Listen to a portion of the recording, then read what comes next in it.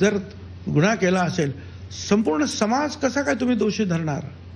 म्हणजे साहेब याच्यामध्ये दुसरा जो राजकीय अँगल आहे, तिथे वारंवार जो अंगुली निर्देश केला जातो आहे तो तुमच्याच पक्षाचे नेते धनंजय मुंडे यांच्याबद्दल, की ते जे वाल्मिक कराड म्हणून आरोपी आहेत, हे धनंजय मुंडेंचे अत्यंत निकटवर्ती होते, त्यांचा आशीर्वाद होता आणि कुठेतरी पक्षाचीच ताकद त्यांच्या मागे होती असा वारंवार आरोप केला जातोय. पक्षाचे नेते म्हणजे तुम्ही जरी नाराज असला तरी तुम्ही पक्षात आहात अजूनही, तुम्ही या आरोपांकडे कसं पाहता? मी त्याच्यावर उत्तर दिलेलं आहे. असं आहे की आमच्यासुद्धा कोण ना कोणतरी कार्यकर्ते असतात, पण तो एखादा कार्यकर्ता बाहेर जाऊन काय करतो ते आम्हाला माहीत नसतं, त्याची जबाबदारी सुद्धा आमच्यावर नसते. अनेक असे जाऊन फोटो काढतात, हो पण हे फोटो नको काढू म्हणण्याची सुद्धा. कुठे आता नाशिकला जाताना कुठेतरी थांबलो समजा वॉशरूमला जाण्यासाठी वगैरे, कोणी येतो फोटो, साहेब फोटो काढ फोटो. आता तो पुढं वरती काय करतो, त्याचा काय काम धंदा आहे ते कोण विचारायला जाईल? बरं, धनंजय मुंडेंवर आरोप होत आहेत ना, शहानिशा करा ना आरोपाची.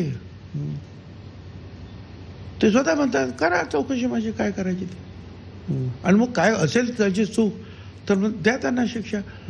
पण साफ म्हणून भुई थोपटणं बरोबर नाही ना, बरोबर नाही ते. असं त्यांना पालकमंत्रीपद न देणं हा निर्णय तुम्हाला योग्य वाटतो का? ते पालकमंत्रीपद देणं न देणं हा मुख्यमंत्री उपमुख्यमंत्री यांनी घेतलेला निर्णय आहे.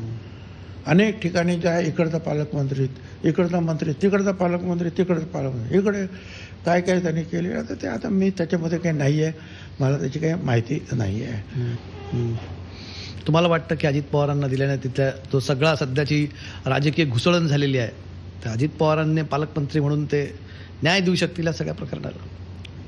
आता मी कोण सांगणार कोण कोणाला न्याय देऊ शकतो की नाही, पण अपेक्षा जनतेची असते. बाबा काय करावं तुम्हाला वाटतं अजित पवारांना? काय केलं पाहिजे अजित पवारांना?